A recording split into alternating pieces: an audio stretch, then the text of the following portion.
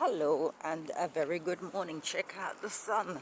Not bad for the 22nd of October and short weather. Right, so I'm off to the pool.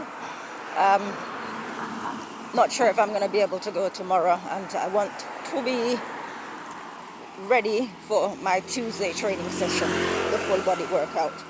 I don't want to turn up stiff. Yeah, because the weather's going to be completely different tomorrow. And as well, I'm expecting a delivery. Gosh, what was I going to say now? Right, so I just, first thing I woke up, I saw a post, someone screaming. It's someone who's overweight, screaming at whoever on Facebook to stop body shaming people. I can't remember word for word what it was, but I left a comment and I said, what is this body shaming? For years, people have been telling me that I'm to this and to that. Who cares? Now, he said people who do it to get attention, which is a pile of crap, basically. Once upon a time, you could use whatever language you felt inclined to use in a non-offensive way. Obviously, there's a difference between when you're trying to offend people. There's a difference when you're not. So now, say for example, I'm into fitness. I was to go and post a video or write a post talking about exercise and why some people who go to the gym gain more weight and why others don't.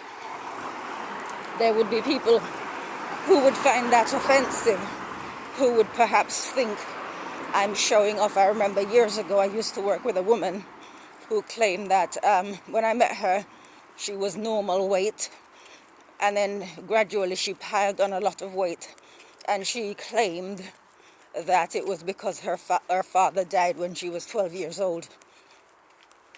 She wasn't that size when I knew her. The difference was she developed a habit of a can of Coke, a bar of chocolate, and a bag of crisps at tea break time. That obviously is going to accumulate. That's what the root of the problem was.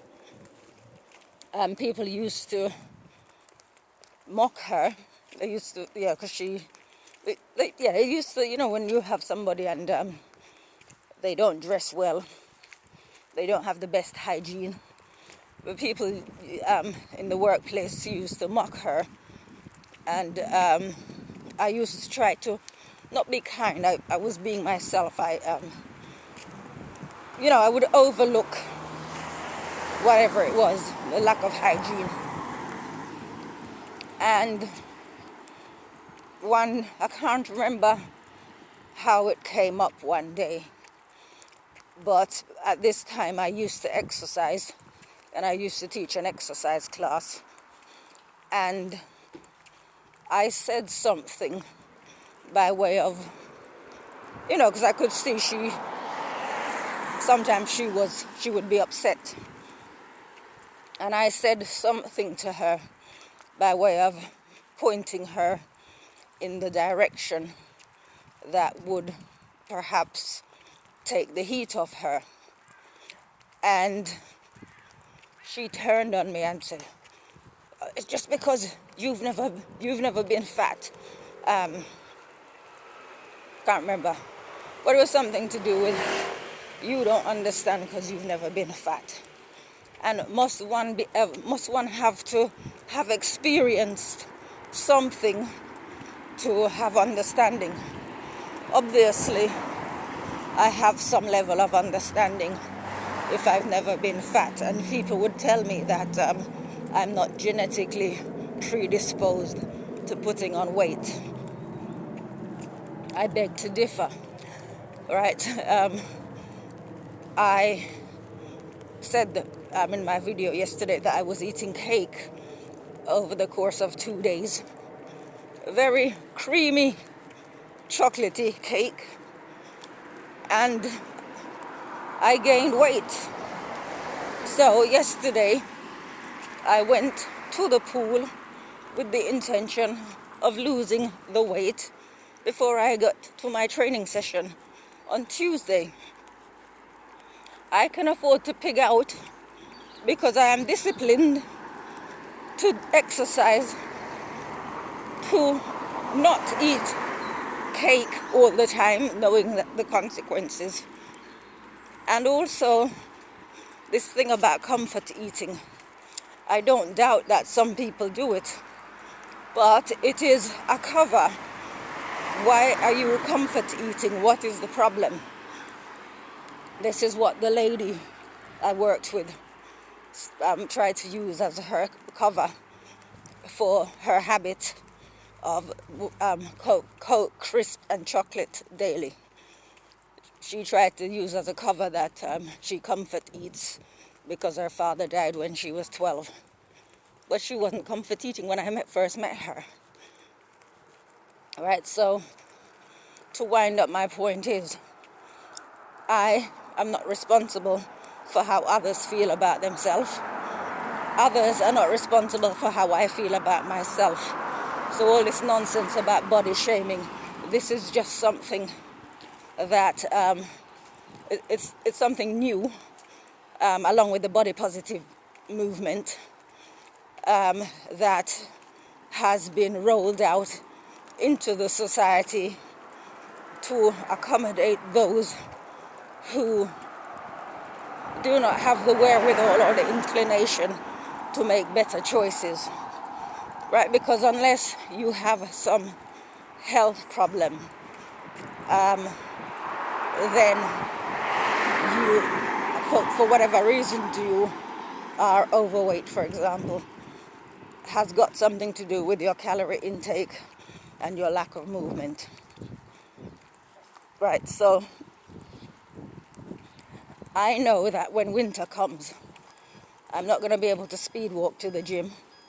So that's going to knock out a big factor of my exercise program. I will need to find a substitute. That substitute will be the bike. I've got the bike parked up halfway between the kitchen and the living room.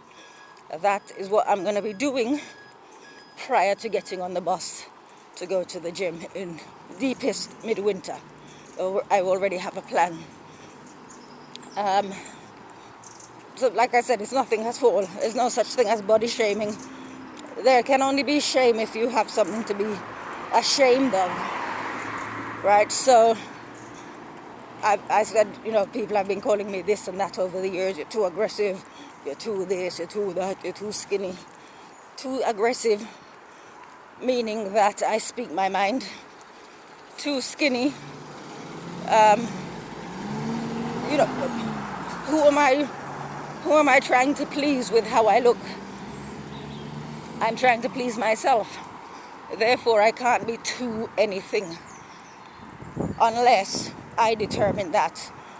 Or unless, obviously, if I'm super obese and going to have a problem, then I should know that I am carrying too much weight and that I would need to do something about it. It is not my problem what others choose to do, whether or not they choose to exercise and eat well or not. That is at their responsibility. So the idea that people are being fat shamed is a load of nonsense. There's only shame in that if they feel shame. And if they feel shame, then they ought to do something about it. Anyway, take care. Have a nice day. Bye-bye.